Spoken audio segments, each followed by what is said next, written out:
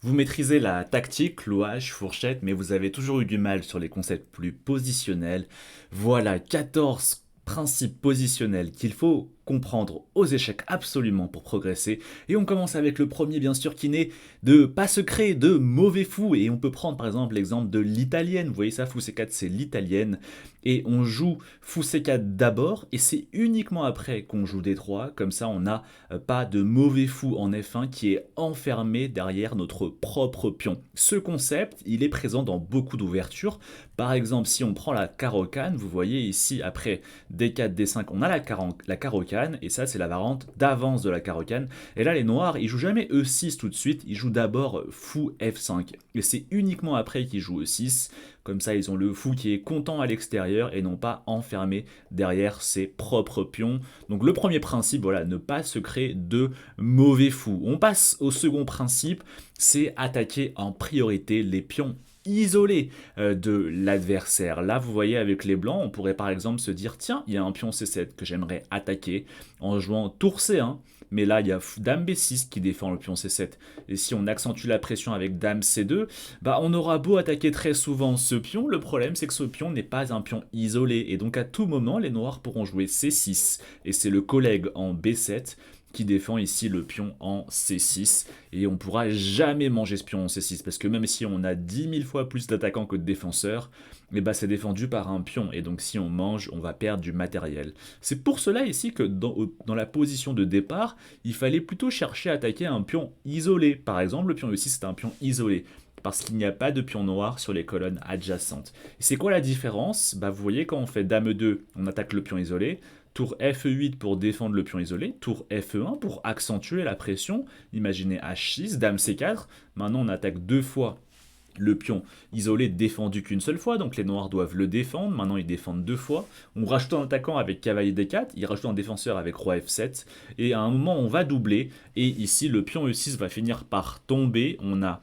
4 attaquants et il n'y a que 3 défenseurs, et les noirs ne peuvent pas ramener davantage de défenseurs, donc le pion E6 va tomber. Et c'est ça le problème des pions isolés, c'est qu'à partir du moment où on aura plus d'attaquants que de défenseurs, ce pion va finir par tomber.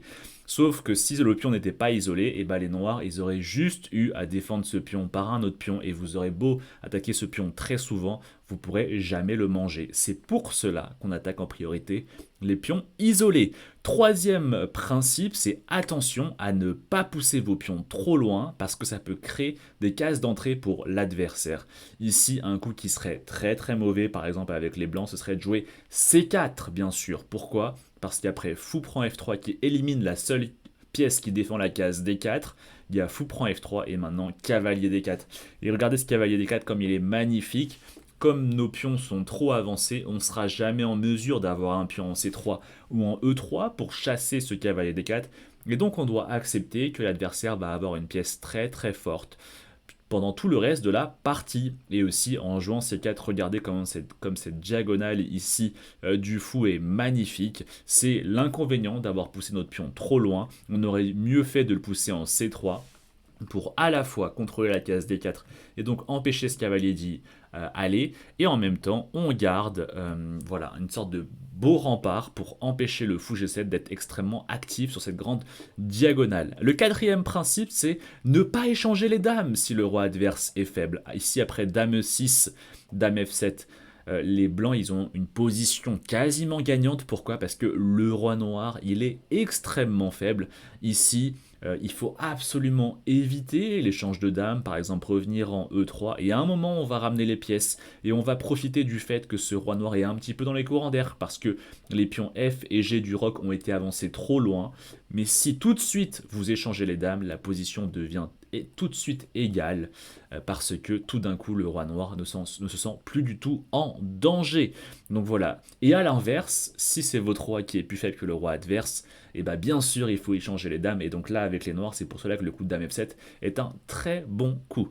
Allez, le cinquième principe, c'est attention, ne pas échanger votre bon cavalier contre un mauvais fou. Alors ça renvoie à la question de comment savoir si un fou est bon ou mauvais, et comment savoir si un cavalier est bon ou mauvais. Bah, les cavaliers, comme ils ont cette capacité à sauter par-dessus les pièces, ils sont extrêmement à l'aise dans les positions fermées. Là, vous voyez, la position, elle est clairement fermée parce que les pions se font face et on a du mal à les bouger, ces pions. Et donc, le cavalier, ici, il est très à l'aise. Il peut sauter ici, par ici, par ici, par ici, revenir par là, alors que ce fou, regardez comme il est enterré. Il n'a aucune perspective et il vient taper constamment sur ses propres pions. La position, ici, il y a un bel avantage pour les blancs. Mais attention, après cavalier prend E7, la position serait tout de suite égale parce que on a échangé notre bon cavalier contre le mauvais fou. Alors voilà, attention, il faut bien comprendre la nature de la position. Est-ce une position ouverte? Est-ce une position fermée? Et vous allez pouvoir en déduire si vous devez plutôt conserver votre cavalier ou l'échanger contre le fou adverse. Le sixième principe positionnel, c'est prenez la paire de fous. Et ici, j'aimerais vous montrer avec cet exemple pourquoi la paire de fous est particulièrement puissante. Première raison, c'est que très souvent aux échecs, le jeu aura lieu sur les deux ailes. Là, vous voyez, on a des pions ici au niveau de l'aile dame, on a des pions ici au niveau de l'aile roi.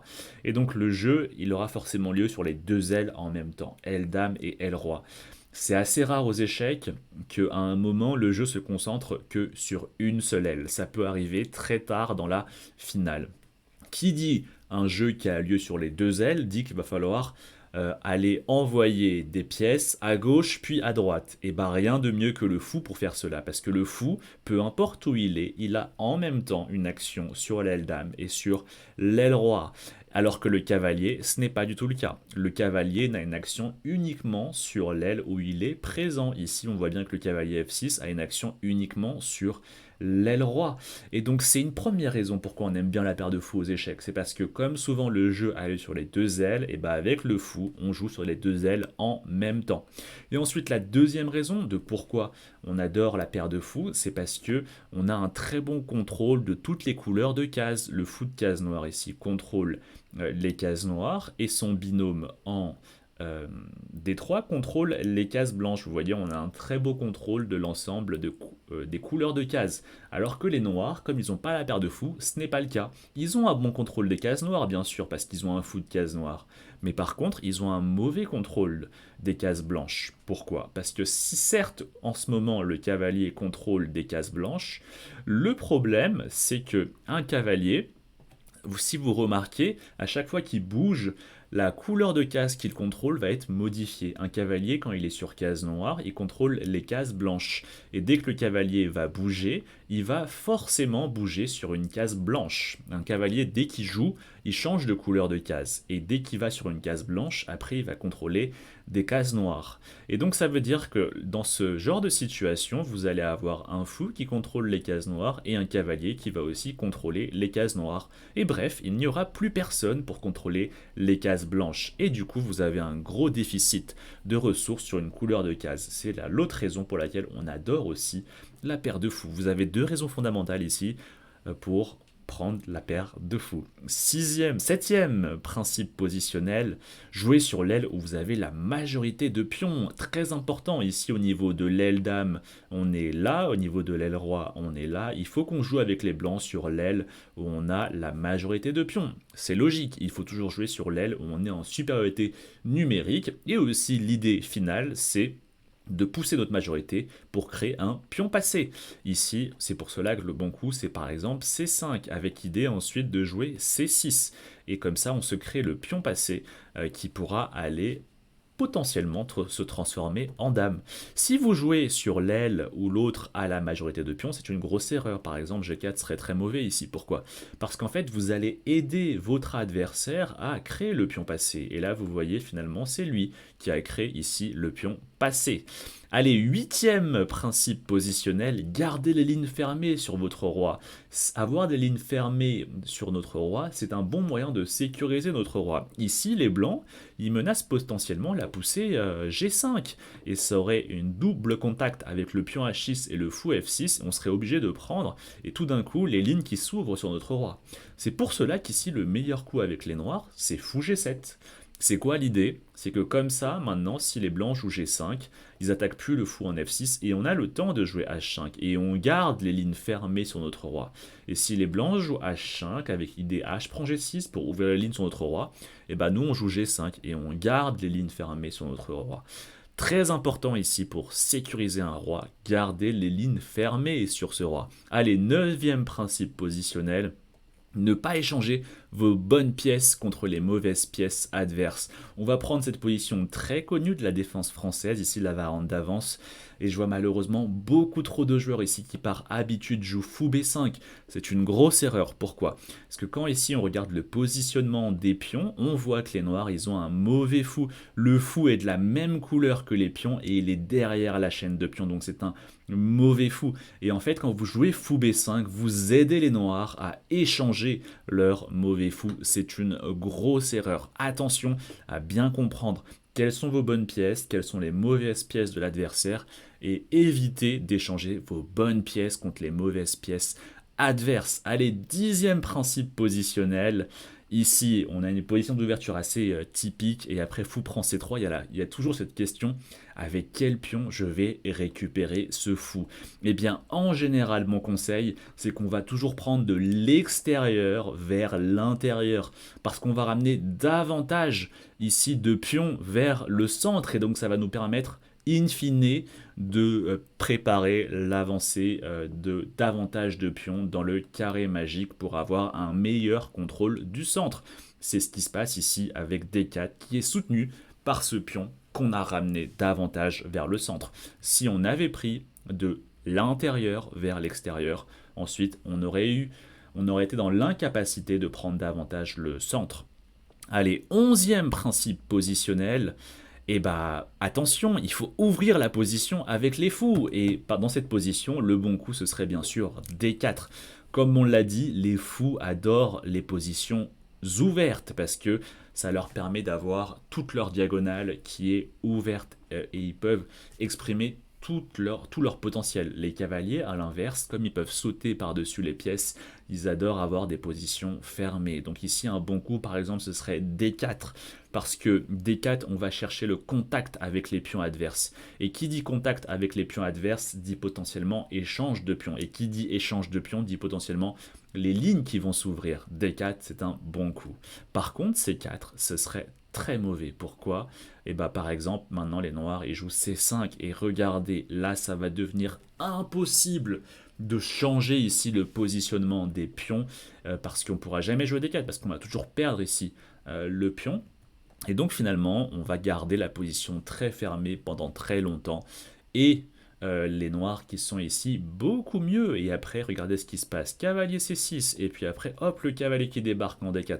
Ça, c'est typiquement ce qui se passe quand la position est fermée. Les cavaliers sautent au-dessus des pions, et finalement, ils arrivent à s'immiscer dans le camp adverse. Donc, à retenir, position à ouvrir quand vous avez les fous, position à fermer quand vous avez les cavaliers. Allez, 12e principe positionnel ici.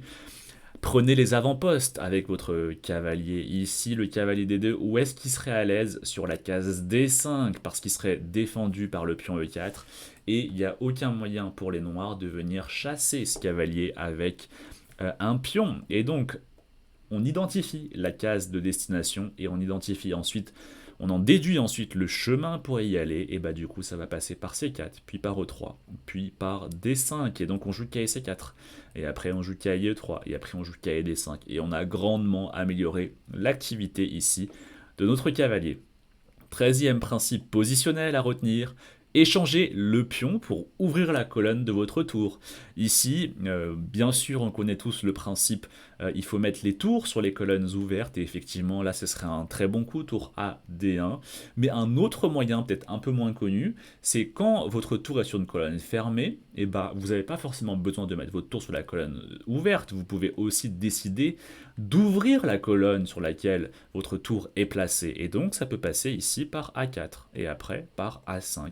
Et après, vous allez faire A prend B6. Et au final, bah, votre tour A1, elle sera sur une colonne ouverte. Donc on n'a pas forcément besoin de mettre nos tours sur la colonne ouverte. On peut aussi décider d'ouvrir la colonne qui est actuellement fermée, sur laquelle est placé notre tour. Et comme ça, la colonne fermée devient une colonne ouverte. Et donc, in fine, notre tour serait bien placé. Et enfin, 14e principe positionnel, provoquer l'avance des pions adverses pour créer des cases d'entrée. Partie très célèbre ici entre Botvinnik et Alekhine, les deux joueurs qui sont des anciens champions du monde. Et là, vous voyez, Botvinnik, il adorerait mettre son cavalier en F4 parce qu'il attaquerait simultanément le pion en D5 et le pion en H5. Mais le problème, c'est que la case F4 est défendue par le pion en G5. Et donc, que fait Botvinnik? Magnifique coup, cavalier F3. Il met deux fois la pression sur le pion G5, ce qui force Alekhine à jouer G4. Et maintenant, Botvinnik revient en E1. On pourrait se dire, mais pourquoi il a perdu 2 temps à bouger son cavalier et à le ramener sur la case de départ? Et ben en fait, c'est parce qu'il a provoqué la poussée G4. Et maintenant, les noirs n'ont plus aucun contrôle sur la case F4. Et donc finalement, Botvinnik vient de sécuriser la case F4 pour son cavalier. Et quand son cavalier va arriver en F4, il va pouvoir attaquer simultanément les pions en D5 et en H5. Donc Alekhine joue ici F5, Botvinnik joue cavalier D3, et en fait la menace cavalier F4 est tellement forte que Alekhine met son pion en F4 pour empêcher le cavalier d'y aller. Mais du coup, Botvinnik joue F3, et donc ça lui permet finalement de fixer le pion F4, qui devient finalement une faiblesse, et le cavalier attaque le pion F4, et la tour F7 sera constamment en défense du pion F4. Et donc c'est pour cela que des fois, vous avez intérêt à volontairement provoquer l'avance des pions adverses pour créer des cases d'entrée pour vos pièces par la suite. Voilà 14 principes positionnels pour progresser aux échecs. N'hésitez pas à les appliquer et à me dire si ça fonctionne ou pas. À la prochaine vidéo. Ciao ciao.